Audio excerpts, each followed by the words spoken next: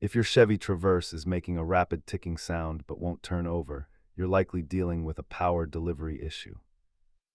The vast majority of the time, that ticking is the starter solenoid engaging and disengaging because it lacks the voltage to stay closed. Let's walk through the troubleshooting steps to get your Traverse back on the road safely. Start by checking for loose or corroded battery terminals, as even a slightly loose connection can prevent the engine from cranking.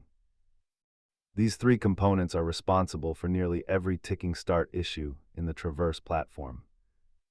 If your battery tests fine, the starter motor's internal solenoid is likely the part physically making that clicking noise. Try a jump start. If it works, your battery is the culprit, but if it still just clicks, the starter is dead. Repair costs vary wildly, from a few dollars for terminal cleaner to several hundred for a professional starter replacement.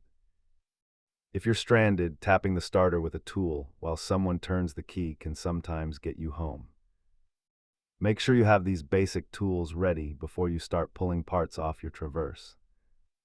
Don't spend money on a starter until you've confirmed your battery can actually hold a load. Check those connections first, and you'll likely find a simple fix for that annoying ticking noise.